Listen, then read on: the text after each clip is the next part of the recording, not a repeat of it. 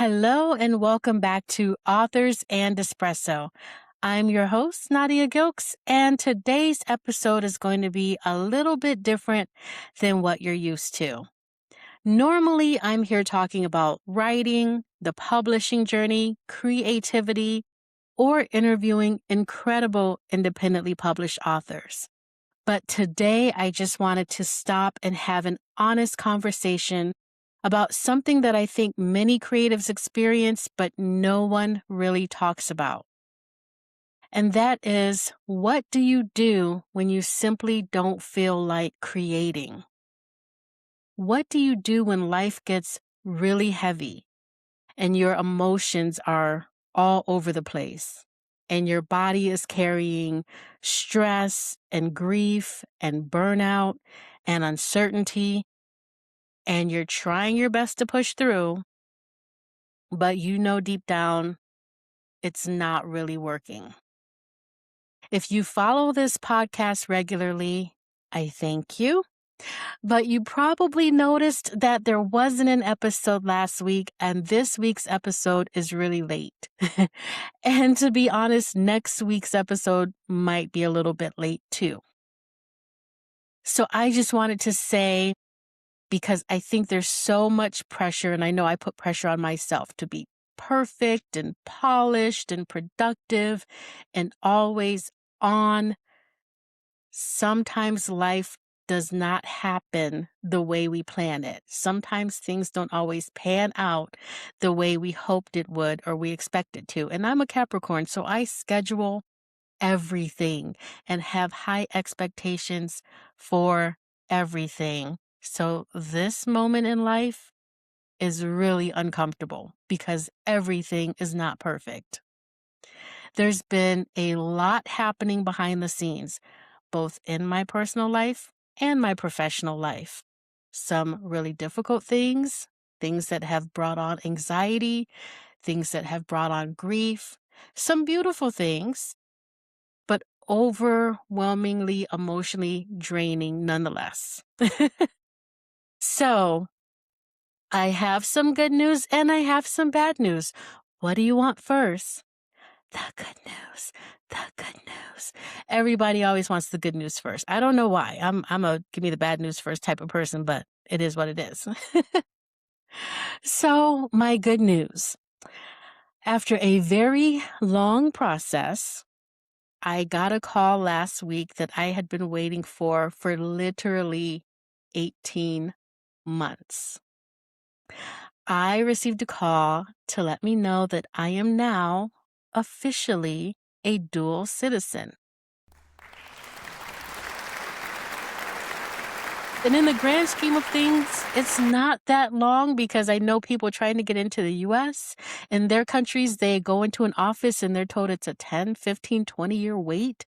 So I guess I shouldn't have been surprised at the bit of time that it took, but I had literally almost given up. But I'm so thrilled that now I am officially a dual citizen, and it just opens up more possibility, more travel freedom, a future that I've dreamed of for many, many years. So I'm really thrilled. Hopefully, when I go to the mail tomorrow, my paperwork is officially in the mail. And that is literally been the bright spot in this 2-month downward spiral that I've been in.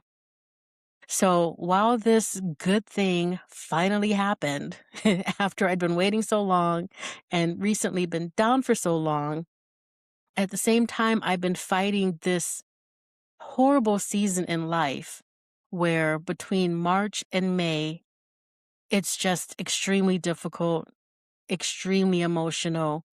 And for some reason, this year has hit me harder than any other year. So for those of you who don't know, March is my mother's birthday month. And so that's always difficult to kind of, March comes and goes and I try to make myself busy, but March is her birthday month. And so I always start to kind of get down around that time. And then Mother's Day is the last day that I saw her relatively healthy. And then a couple days after that, I got a call that she was going into ICU. And then a couple days after that, we were taking her off life support and she was gone. So between March and May is really difficult. And the month of May is really difficult because you have the anniversary of her death coming literally right after Mother's Day on any given year. And so I'm actually recording this 2 days before the 10-year anniversary of her death. And again, I don't know what it has been about this year, but I've probably cried more in the past 2 months than I have the entire past 10 years.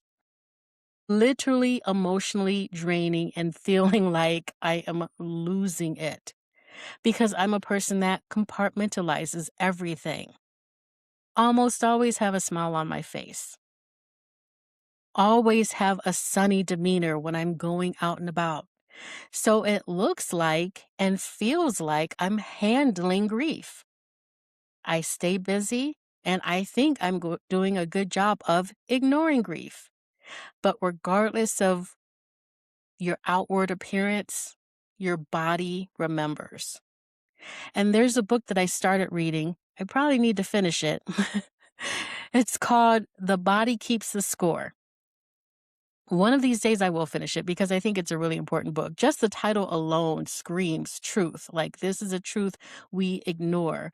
I think that regardless of how you're trying to keep yourself busy, make yourself believe everything is okay, your emotions will show up even before your mind catches up and acknowledges what is actually happening. Like, I'll start to feel down at the beginning of March and not even be thinking about, oh, her birthday's coming up. I'll just start to get in a different mood and then finally realize, oh, we're back at that season.